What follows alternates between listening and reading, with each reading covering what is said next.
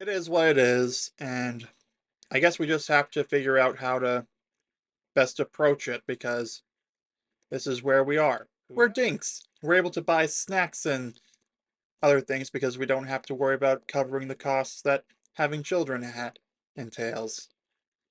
We're dinks. We don't have to schedule around anything except what we want to schedule around. Remember that from a while back?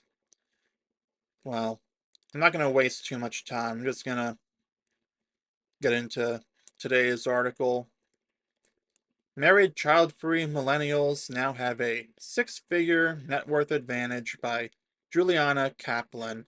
And that's just a dink couple looking out at their backyard, enjoying the quiet morning that, what's her name? Why does her name escape me? I know she called Ivanka Trump a feckless cunt. Let me know in the comments down below in case I don't remember at any point. But Chelsea Handler, that's her name. Yeah. Yeah, they are living the Chelsea Handler life here. Or at least a version of it. I'm pretty sure she's still single. Anyway, before I get into the article to see what they have to say this time around about this, be sure to give this video a like if you enjoy it. Comment what you think about whether being child-free really brings those kinds of advantages. I always say there are no solutions, there are only trade-offs. And I've also pointed out that just because you have kids doesn't mean that they're 100% guaranteed to take care of you when you're older. Like they say that you have someone to do that. We'll get more into that later. Subscribe for daily videos of cultural commentary and rants from a man caught between generations. And be sure to join me at the Zillennial Nexus Point Discord. Link will be in the description below.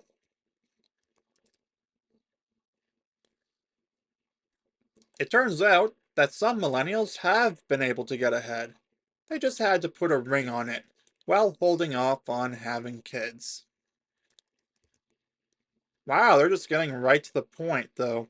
Personally, I think if you remove the ring from the equation, you might get ahead a little faster by not having to pay for an extravagant wedding or the ring itself, which I think the whole diamond ring proposal thing is a scam. It actually was a scam concocted by the diamond industry only about a century ago. What? They had to sell diamonds somehow. I mean, credit to them for creating a cultural touchstone that perpetually brings them money, though with falling marriage rates, I don't see it continuing.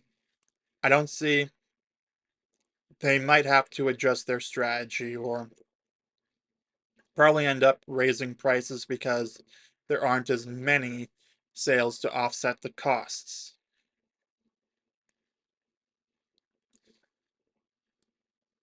Though, of course, you could also do what a Tobey Maguire Spider-Man did in Spider-Man 3 and use the engagement ring that Uncle Ben gave to Aunt May. You know, a hand-me-down engagement ring. Getting back to the article, a Business Insider analysis of new data from the Census Bureau's Survey of Income and Program Participation finds that millennials who are married but don't have children under 18 in the household are sitting on net worths that exceed those of their parental, single, and divorced peers. It's yet another point in favor of what's fast becoming a new version of the American dream, living in a high earning household without kids. Many of those high net worth millennials are likely dinks, meaning they are in dual income households with no kids. Others may have arrangements like stay at home husbands or wives, where the couple is able to comfortably live off one earner. Probably if they bring their expenses really low. But basically, what it sounds like to me is millennials have had to choose between the white picket fence or the family, like the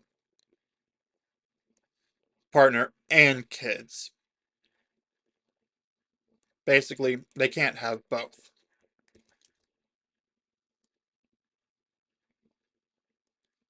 The data is based on the most recent release of SIP data. We looked at data from December 2023, which was the last month recipients were surveyed for this wave. We separate out Americans who are married, not a reference parent, not a reference parent for any household children under 18, and then sorted by those who were ages 27 to 42, the age bounds of millennials during the survey period. Child-free and married millennials had a few demographic differences from the larger millennial cohort. They were, for instance, more likely to have a bachelor's degree or a postgraduate degree, because everyone was pushing college at the time. Married and child-free millennials were also more likely to be white than the wider millennial cohort, and far less likely to be black. They said it, not me. There were also some key economic differences between married and child-free millennials and the larger millennial group. Married and child-free millennials had on average, slightly more credit card debt, carrying around $2,456 compared to $2,203 for all millennials. But married and child-free millennials were also more likely to have money socked away for retirement. The average value of their retirement accounts was around $71,000, 886 compare with which far exceeds the 48,408 of the average millennials retirement accounts.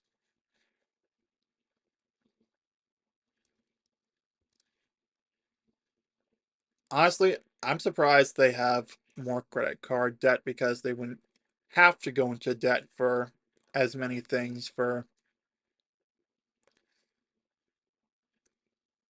if they had children compared to if you don't have children, you don't really have to go into credit card debt for anything like that.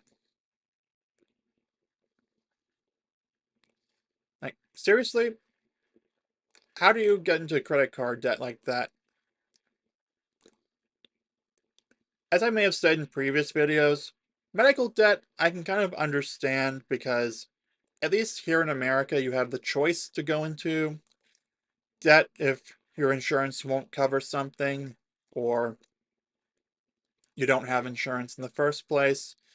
But at the very least, you don't get put on a 13-month wait list for a brain scan for a potential brain tumor that could metastasize during that time if you make it within that 13 months, assuming it's there in the first place. Sorry, I got a little off topic here. Of course, not all married and child-free millennials are sitting on large net worths. The net worths represent an average across the group, meaning a swath of married and child-free millennials have far less in the bank. Yeah, these are just the averages. Everyone's situation is different. Like, I'm pretty sure there are those with little or no credit card debt in the first place because,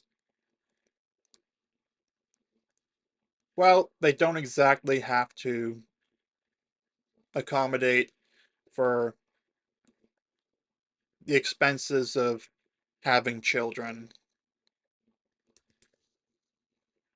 Some married and child-free Americans don't want to be in that position. As Business Insider has previously reported, one subset of dinks would like to have children, but can't afford it, struggle with infertility, and uncertainty over family planning. or are turned off by the lack of support for parents in the US.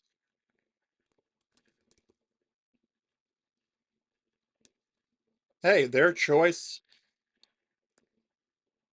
It's their choice. Not going to judge them for that. But I am just going to say that at a certain point, you do have to make some level of sacrifice to raise children, no matter how much support you have or anything like that.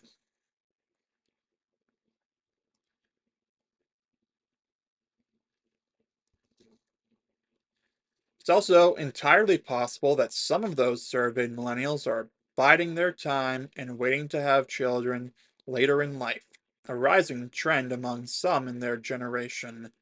There's also another barrier for child-free and married millennials, who are already paying on average around $3,447 in rent or mortgage. The US just doesn't have the housing to accommodate a potentially growing family, because all the boomers are hoarding them. Well, not every single boomer.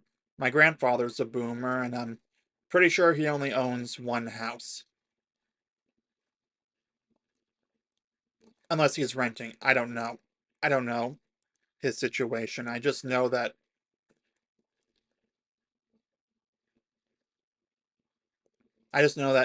not all boomers own three houses, but a decent amount of them do. And a lot of the house building companies are building egg McMansions and such because those are more profitable instead of what is for the greater good, to quote Albus Dumbledore.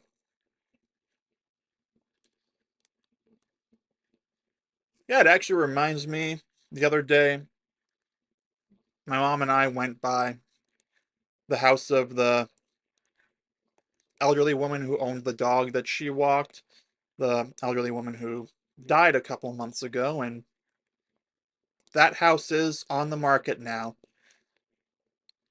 My mom was all like, "It's sad that it's now up for sale because my friend isn't there anymore. But who knows? Maybe a young couple with a baby will move in." Or something like that. She is way too optimistic about that scenario because I reasonably suspect that BlackRock could end up buying it up. Who knows? Maybe it'll be a boomer buying an investment property. Or a millennial like Raymond of Raymond Thoughts in Mind. I don't know. I actually saw this tweet that I think sums it up perfectly.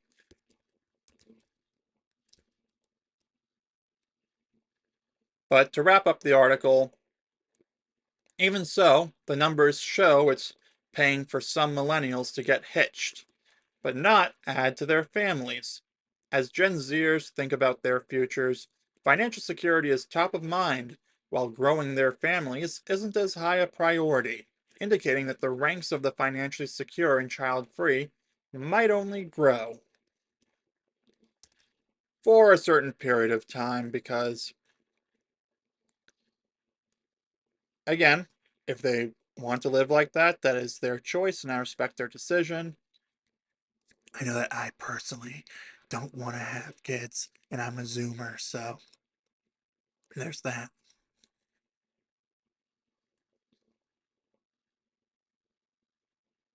But if it happens on a large enough scale, it leads to the